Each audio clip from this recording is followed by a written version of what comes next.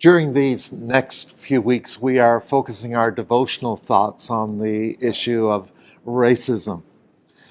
You will be aware that the Salvation Army has developed a positional statement on this concern. This is because racism is fundamentally incompatible with the Christian conviction that all people are made in the image of God and are equal in value. While racist acts target individuals, racism can also be perpetuated in social structures and in systems. One social expression of racism can be found in the colonial histories of our world. When European explorers made their way to what is now North America, this land also known as Turtle Island, it had many indigenous peoples. However, when European explorers planted a flag and a cross, they were claiming this land for their own nation. And in time, the nation of Canada was created by an act of British Parliament. Happened in 1867.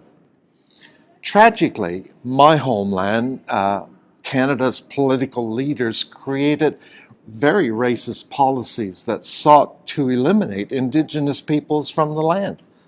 One of the ways it did this was to create residential schools for Indigenous children. The stated purpose of these schools was to take the Indian out of the child. In order to accomplish this, children were taken away from their families and brought to live in the schools.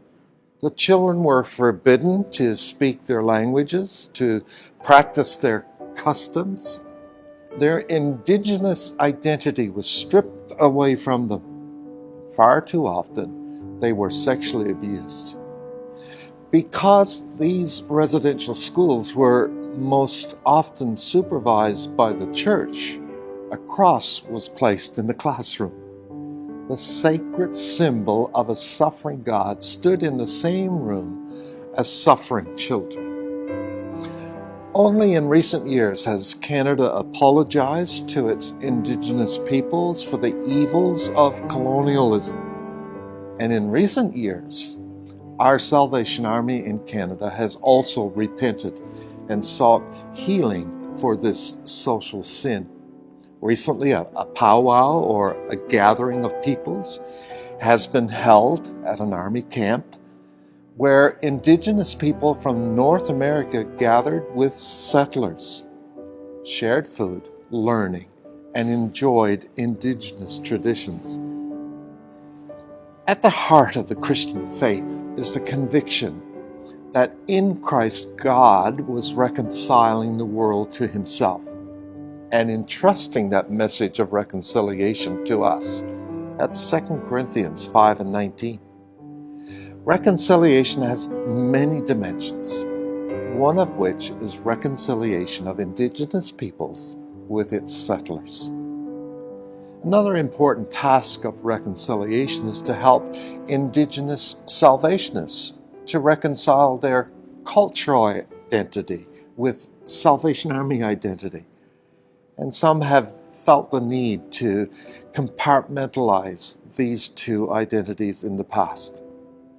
It is our conviction that Christ holds faith and cultural identities together. It's my conviction that the Salvation Army needs to work in the social task of reconciliation where Indigenous people have been colonized.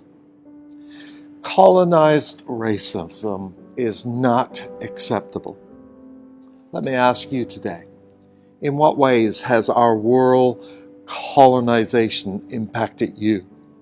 And in what ways do you think the Salvation Army can contribute to the healing of Indigenous identity in our day? My hope is that the gospel of reconciliation will shape our personal and our social lives as we move into this coming week. May God bless you.